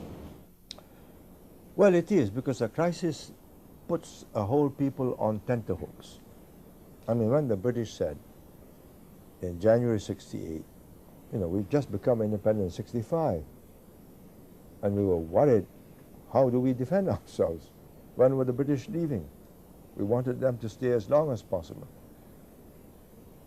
Then they devalued the pound in 67 and in 68, January, and in spite of all my friendship with Wilson, Labour Party, they say we're off in 71.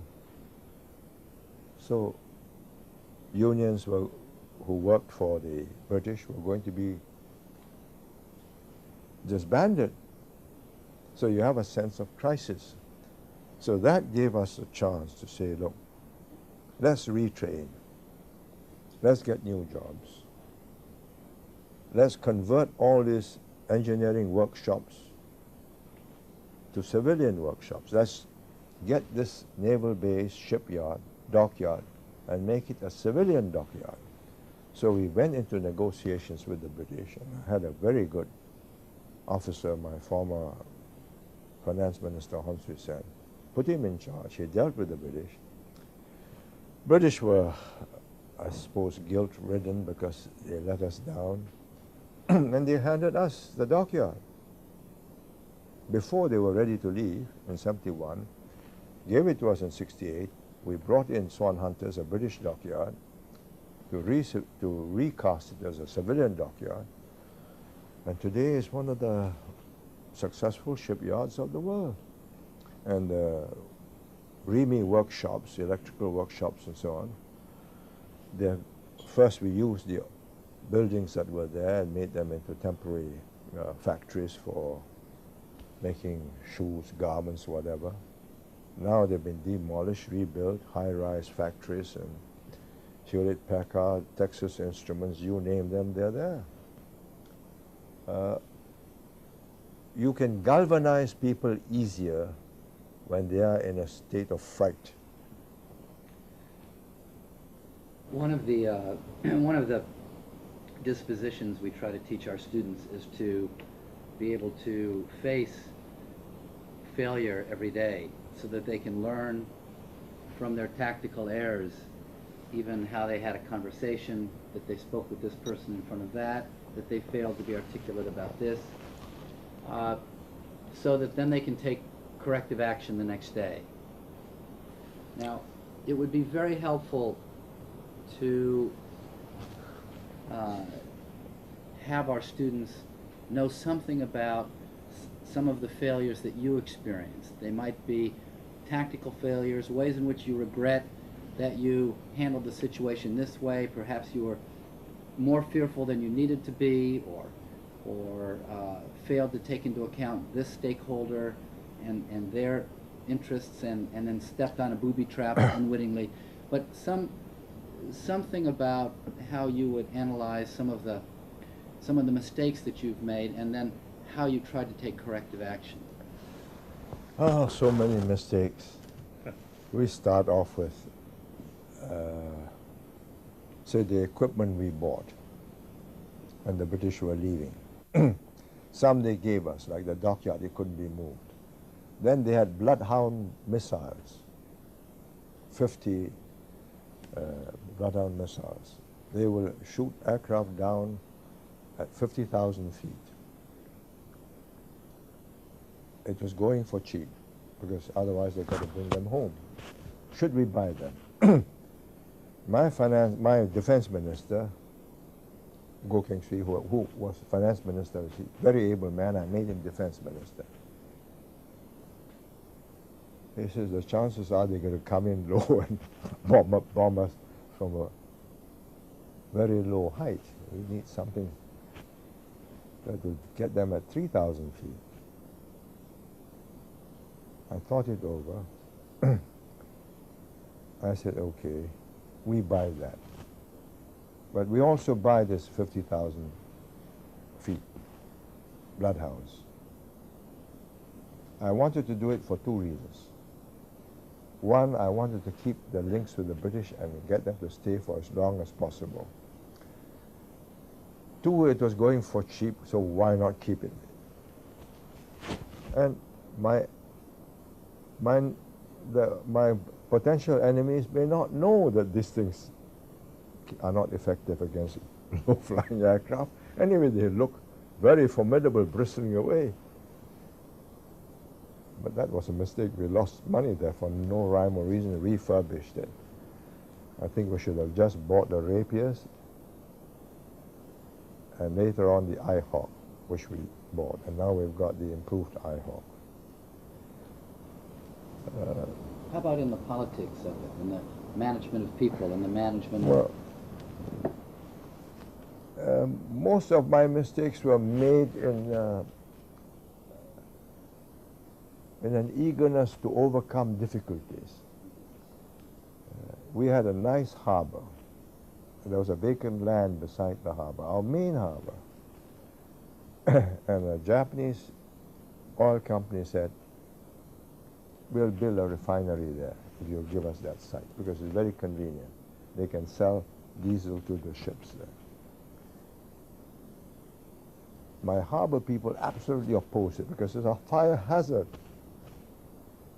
My same finance minister, who is a very good man, he says, beggars can't be choosers. Better get these chaps here and get some jobs created. I yielded. 50 years, I was still there, and another 15 years to go, and a fire hazard.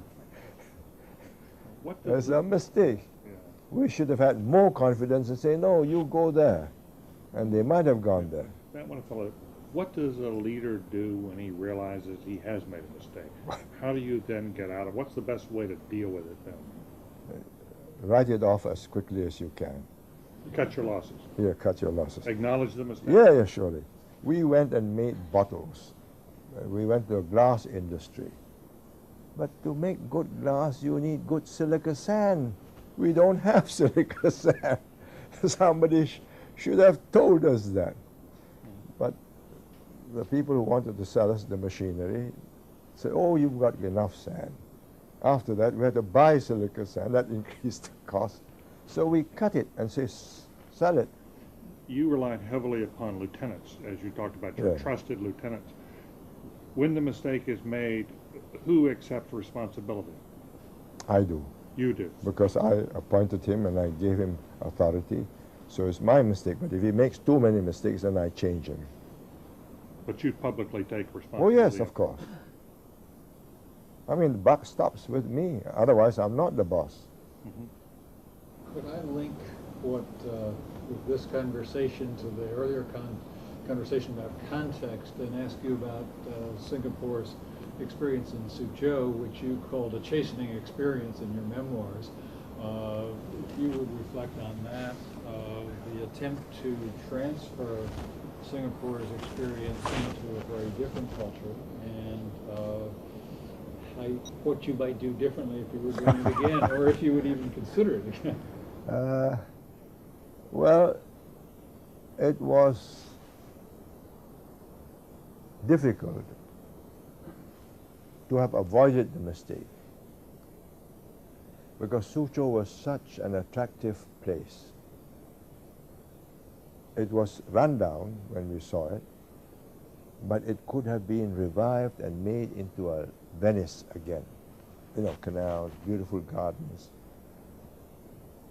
And I had a deputy prime minister then, who was an architect and a bit of an artist, and he said, we could do this, we could make it a lovely place. But we build this industrial center outside the main town, don't mar the main town. Do it on a green side, green field. 100 square kilometers, or 70 square kilometers. And we'll teach them.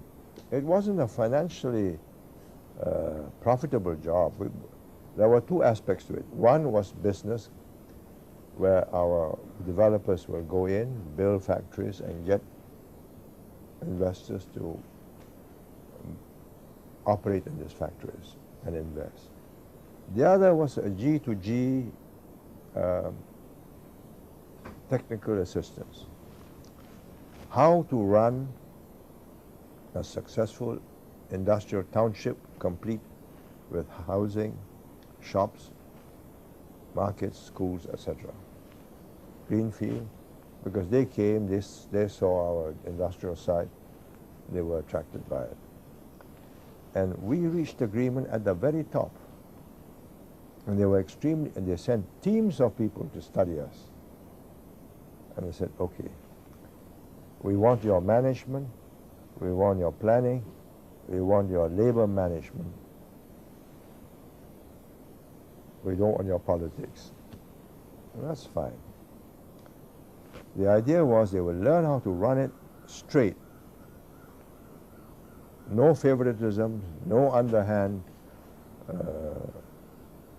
kickbacks or whatever. Each project to be assessed on its merits. But there are 4 layers between Beijing. We reached this with Jiang Zemin, and before Jiang Zemin with Deng Xiaoping's son, who got his father to say, this is a good job, do it. We'll refurbish this place. But from Beijing, it goes to Nanjing, the provincial capital. It goes to Suzhou. Then it goes to this new authority for the industrial site. 4 levels. By the time it gets down there, the people on the job, their interest is not to go and learn how to do this and replicate it in 100 cities in China. They didn't see that as a task that will get them glory. What would get them glory is many, many new buildings and factories and jobs all of a sudden, using our brand name and our capital. So we should have known that. We thought we spoke Chinese, they spoke Chinese. We eat rice with chopsticks, they eat rice with chopsticks. We will get on fine. It was totally wrong. Would you do that again? Would you, similar venture, would you decided to pull out? No, we have... There's some real elements of success there, at least measured in Chinese terms. Yeah, but we are not pulling out completely. We are handing it over to them. Yes, we are just staying on to hold their hands and say, look, perhaps you ought to be doing it this way. But would I do it again? Not at 4 levels. If I have to do it again, I'll do it in Beijing, right there, where the boss is in charge. I want to just ask you a little bit about listening and learning. I mean, you described yourself yesterday as a lifelong learner, and obviously learning has been very critical to get a sense of what would work or would not work. But in Singapore itself, what has been the nature of your own personal learning, in particular in using people who have very different, even radically different perspectives on policy or on issues? That could include opposition or dissident voices, or the press, because at times you've been considered, at least some observers have said, that you're particularly harsh with the press or some opposition members. From a leadership perspective, why did you operate that way? Is there a role for very dissident and different and complaining voices in the realm of leadership to harness and use Yes, that? of course. You will never get 100% consensus in views. In a multiracial situation like Singapore, you're lucky if you can get 70%. My best score was 82% when the British were about to withdraw and the country was so terrified that they decided to vote 82% for us. Now, we listened to opposing voices, opposing point of views very carefully, including those written, say, by The Economist or Fortune or whatever, because these are investors. If they have this point of view, we have to look into them and say, well, we've got to put this right. But where you have a newspaper that sells in Singapore, like the Asian Wall Street Journal or the International Herald Tribune, and they want to create news in Singapore to increase their readership, now I demand the right of reply. I can't allow you to skew my news, create controversy at my expense, and deny me the right of reply. I don't block you out. I mean, if you read my chapter, Asian Wall Street Journal had a foolish young man who said, we are doing this in order to sell off dud companies to our own people. Well, that's a very serious charge. So we wrote a reply. They refused to publish it. So we said, look, don't you think you owe us an apology because you are making a serious charge? No. They wanted controversy. So we said, well, in that case, we are interested in truth, they said. I said, all right. You're not interested in selling your paper? No. Right. Then you sell your paper without advertisements and we'll let it through. They said, no, our advertisements go with our paper. So in other words, you want to sell your advertisement. Now print my reply. So that standoff stood for 2 months, and they decided they'll print our reply. So they are circulating. But because we are able to print our right of reply, all these clever stories twisting our tails have diminished. You've got to consider carefully whether or not we are capable of twigging your ears. You can twist our tails, we might twig your ears. So how important are these opposing voices? No, that's all right. That's useful. But it must be two-way, not one way, not you pontificating and telling me what a dud I am. Yeah. You talked about the importance of context and how Americanized a place like Taiwan is becoming and how the press is changing things. Would you advise the coming generation to handle the press and opposing voices differently? I think the position is changing so rapidly with the internet and broadband. They have to rethink their position. You know, there's so much rubbish on the internet. There's one site devoted to knocking me down. But it doesn't carry much credibility because it's not truthful. I believe, or at least this is now no longer my job. These are the computer savvy generation that's got to solve this problem, internet savvy. But I told them that I believe the critical factor for them now is credibility. That we must have our portals, our media, able to command confidence, and people will watch and read and listen. If you don't have credibility, you have lost the game, because nobody will be listening to you there. Today we've got 50 channels on cable television. Why should you be watching the Prime Minister talking? So we've got to have credible news, credible, good features, so that when the Prime Minister speaks, has to speak, people will watch. So it's a different challenge now. Whereas, say 20 years ago, when I made an important speech, all 3 channels carried me. And whether they liked it or not, they listened to me. But not now. Just a final question. I've been working on a book right now called Staying Alive.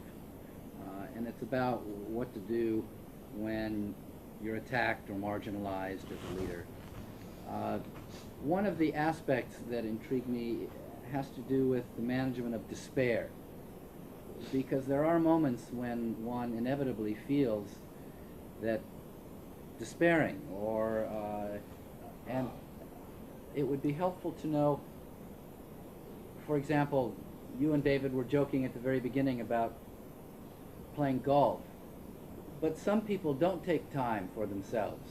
They don't manage themselves as a resource, you know, to be deployed properly and to be. So it would be helpful to know how you have sustained yourself, given all of the stresses and exhaustion and moments of despair. How do you recover? Do you have daily practices like games or other modes of practice that keep you in the game for year after year after year? If your message is one of despair, then you should not be a leader. You must give people hope of improving their condition. There are moments, of course, when you feel very down. Yes. Either because you're physically down or emotionally down, or because the world has turned adverse against you. I think when you are in that condition, the first thing you do is to get a good night's sleep, then get a swim or chase a ball, get the cobwebs out of your mind. I believe, and I've practiced this for all these years in politics, that if you're not fit, you're going to make mistakes. Physically fit. You must stay physically and mentally fit. I exercise every day. I used to jog, swim, play golf. Golf more for relaxation, just to get away from the smoky conference rooms. And it's part of the balance you keep. Now, I cycle, I swim, even when I travel. And since the last 10 years or so, I've learned to meditate, because it's one way of calming yourself. It takes practice. I had a doctor teach me. He was a Buddhist, and he retired, and he spends his time helping people to meditate, especially those with terminal illnesses, you know, to take life calmly. And I think at the end of, say, 20 minutes to half an hour, my pulse rate can go down from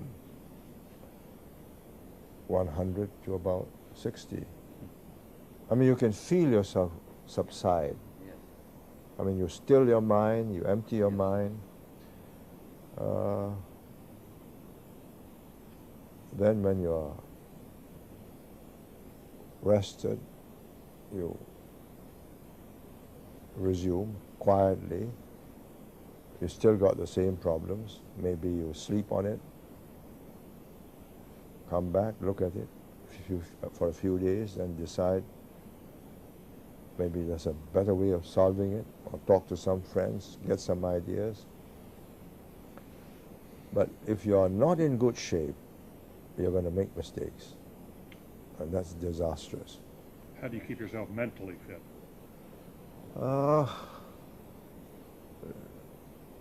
Well, my wife tells me I'm a bit of a workaholic. When I've had enough, I read for relaxation.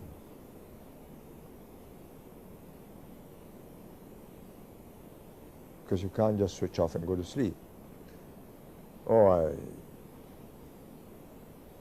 if my eyes are too tired, then I surf the television and see what's going on, what's the drivel they're putting out that other people are watching.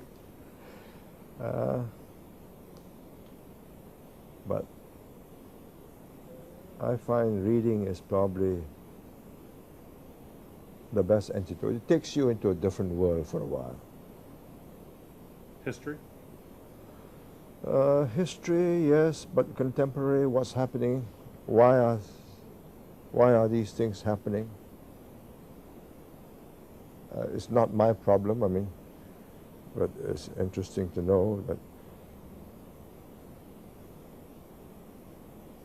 other people have more severe and pressing and dangerous situations. You get a kind of Schneidenfreude. Lucky I'm not in his shoes. You have Paul, I have one final question. Thank you. Yeah. Senior Minister, I wondered if you could cast your mind around an issue that we're wrestling with here at the Kennedy School, because you have such creative solutions. We've talked here about the training of young people and preparing them for leadership positions. We're also considering the possibility of ways to bring in emerging world leaders. People are perhaps in their 30s or perhaps early 40s who have begun to distinguish themselves in their own cultures, and bring them together here at the Kennedy School and work with them both here and through the internet. I wondered what you might think of such a program, how it could be most productive, and the ways in which people like you who have had these enormously distinguished careers, how you might contribute in some fashion to helping this next generation come up. Spotting, talent spotting political leader is more difficult than talent spotting a CEO. Talent spotting a political leader is more difficult than talent spotting a CEO. Yeah. The CEO here, you have more finite requirements. He just needs to run the company and show profits. When you want a political leader, you've got to get somebody with the right motivation. If he wants to make a name for himself and a fortune, then he should be a political leader. He's in the wrong vocation. So you've got to be very careful about motivation. When I recruit a person to be an MP and then toss him in the deep end of the pool before he makes it to a minister, I try to fathom what is it that drives him. Why does he want to do this? Fame, glory, importance? Everybody has a bit of that. I mean, as Herman Kahn once said to me, God, glory, gold. He summed it up quite neatly, but you must have something. Maybe God, do some good. Without that, you're not a good leader. When you face setbacks, you give up. But if you believe you've got a mission, when you face setbacks, you take a deep breath, you subside, you think it over, you mull it over, you turn the egg upside down, head down, and finally you try.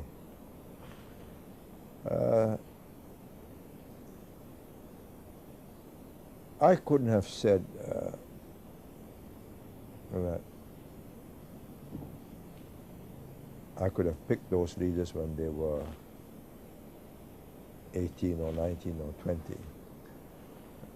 In my book, I chose to put in 3 young officer cadets whom we chose, and there are 3 top ministers today. It was a marvelous batch, talented people and dedicated. How? Just the luck of the draw. But we spotted them, they showed promise, we nurtured them.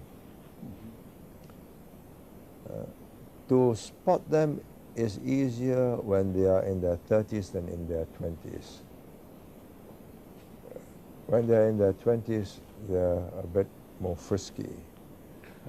You know, they've got great ideas about what they can do here, there, everywhere. In their 30s, they're beginning to settle down, they're thinking of marriage, or they have just got married, children, and it's become a serious business. Life means continuity. And that is the time which I like to pick them. If we were to, let's take your 3 ministers now who've moved in, they've shown that promise, they're fulfilling that promise. If we were to say to one of those ministers the first year, why don't you come join an emerging leaders program, and we will have people like you from, say, 20 other countries, and we would like to bring you together to work with you. What could we most productively and most constructively do to help that young minister fulfill his promise for Singapore?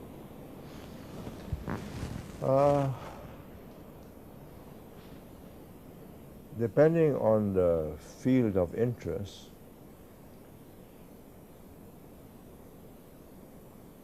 I think first to be able to network with good men here in Harvard whom they can reach and